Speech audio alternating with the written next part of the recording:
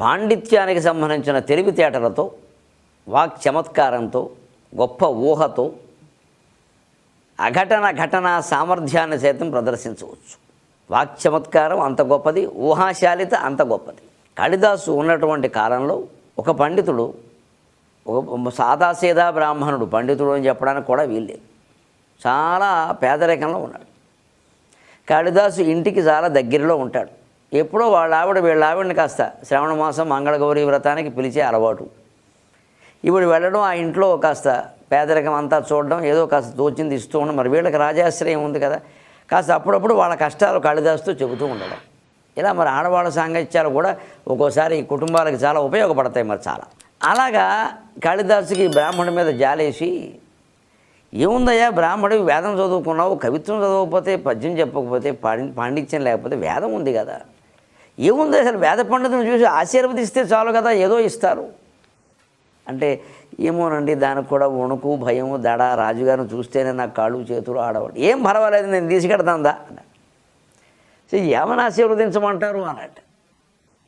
ఓ పని, రాజ్యానికి కొన్ని రకాల పీడలు ఉంటూ ఉంటాయి. మా రాజుగారి మధ్య కొంచెం ఈ శత్రుపీడ ఎక్కువగా ఉండి, అలాగే అంతఃశత్రువుల పీడ కూడా కొంచెం పెరిగింది. 2-3 రకాల పీడలు ఉన్నాయి. అందుకని నువ్వు పని చేయి, త్రిపీడా పరిహారోస్తు అని ఆశీర్వదించమన్నట్టు.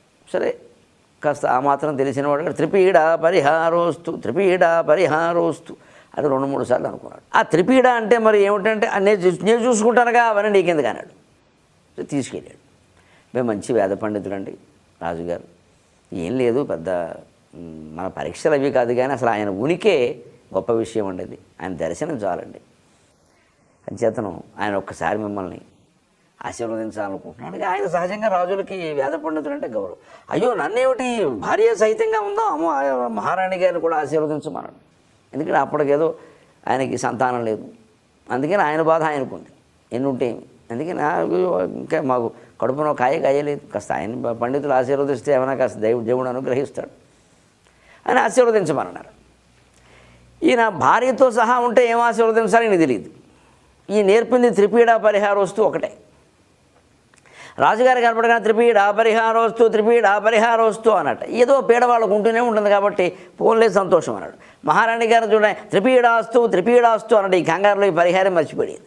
అమంగళం ప్రతిహత మొగ్గాక అంటారు మామూలుగా. ఏదైనా వినకూడని మాట వింటే అమంగళం ప్రతిహత మొగ్గాక, మళ్ళీ ఏదో దీనికి ఉంది కదా అని దాన్ని కూడా ఆచరిస్తే అమంగళం అప్రతిహత మొగ్గాక అంటే అది జరిగి తీరుతుంది. 2 నెగిటివ్లో పాజిటివ్ అవుతుందిగా, 2 నకారాలు ఒక సకారం అవుతుంది.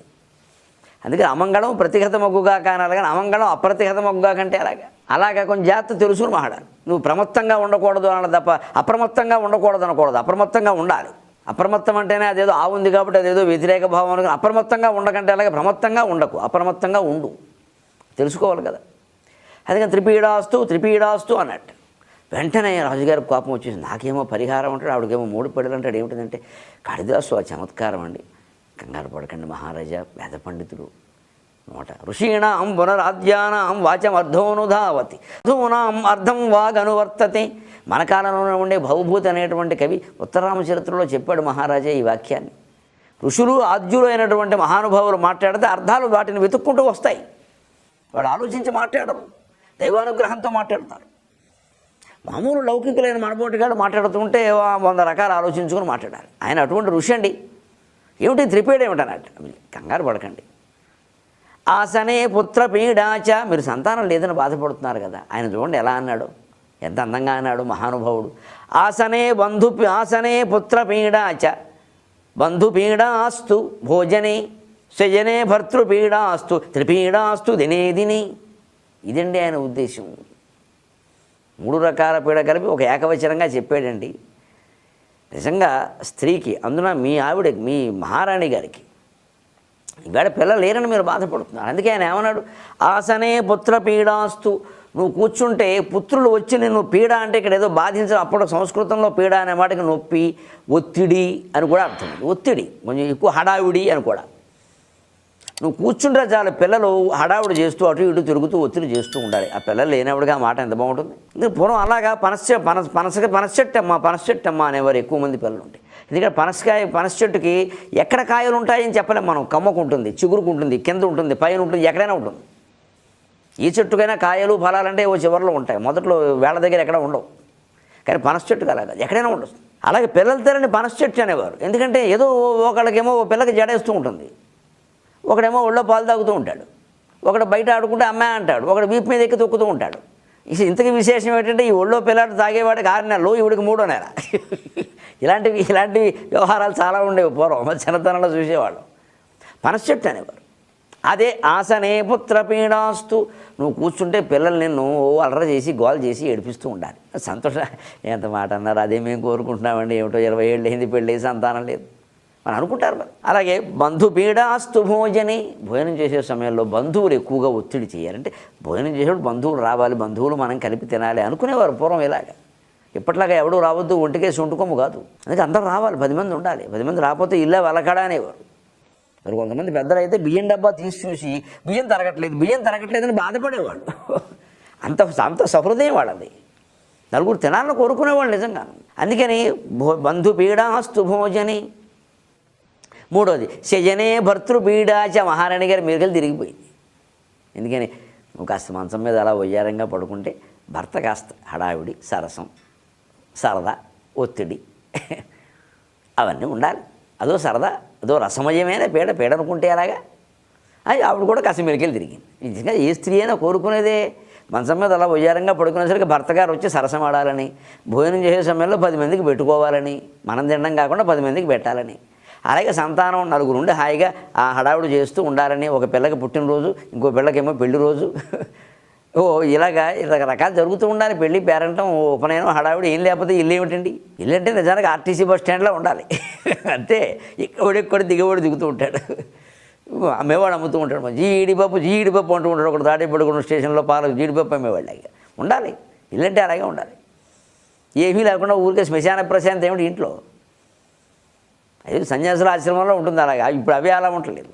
అందుకని ఇవి కోరుకోవాలి. అందుకని సరదాగా వాటిని కప్పేస్తూ ఈయన త్రిపీడాస్తు దినే ఆసనే పుత్రపీడాస్తు బంధుపీడాస్తు భోజనే శయనే భర్తృపీడాస్తు త్రిపీడాస్తు దినే అని సర్ది చెప్పేశాడు.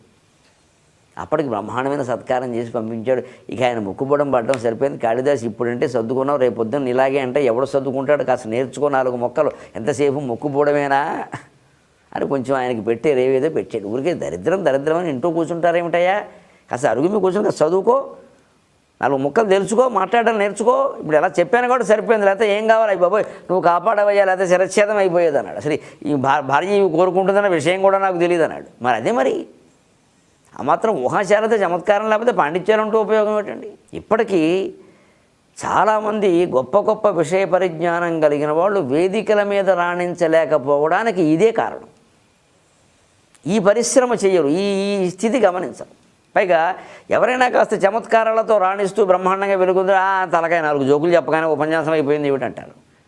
జోకుల కోసం ఉపన్యాసాలు చెప్పరు ఎవరు. అసలు విషయం వేరే ఉంటుంది. దాన్ని కాస్త ఎక్కించాలంటే మధ్యలో ఇది చేర్చాలి. ఎందుకంటే పరిహాసములేని శుభప్రసంగము గ్రాసములేని కొలు కొరగానివి పెమయసింగ ధీమణి.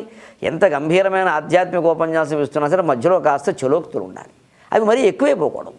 ఇక అదే ఉపన్యాసం అన్నట్టుగా ఉండకూడదు. ఎంత లలితా సహస్రం మీద మాట్లాడుతున్నా సరే మధ్యలో ఒక 2-3 సరదాలు ఉంటే కాస్త నిద్రపోయే భక్తులు కాస్త మెరుకుగా ఉంటారు. అలాంటి చమత్కారం లేకపోతే ఎలాగండి? చిన్నప్పుడు మాకు హరికథలు చెప్పేవారు. చిట్యాల ఆంజనేయుడు గారిని మహానుభావుడు చెప్పేవాడు. మంచి గంభీరంగా సాగిపోతున్న సమయంలో ఆయన చూసేవాడు. రాత్రి 11 అయింది, అప్పుడు పడుకోరేంటి పిల్లలు. పైగా పిల్లలు పడుకుంటే ఇక తల్లు లేచి వెళ్ళడం ప్రారంభిస్తారు. అందుకని ఒక్కసారిగా ఆంజనేయ స్వామి లంకలో ఎలా దూకాడంటే బల మీద దూకేవాడు ఢామ్మని. దెబ్బకి అందరూ అని లేచేవాడు. అది శ్రీమద్ రమారమణ గోవిందో హరి అనేవాడు. ఆయన కాసేపు టీ తాగేవాడు. దెబ్బకి మళ్ళీ 1 గంట వినేవారు. ఇలాంటి ఉపాయాలు లేకపోతే నెట్టుకురావడం ఎలాగా? ఇదే తేడా. అందుకని త్రిపీడ అని కాపాడాడు ఒక రకం.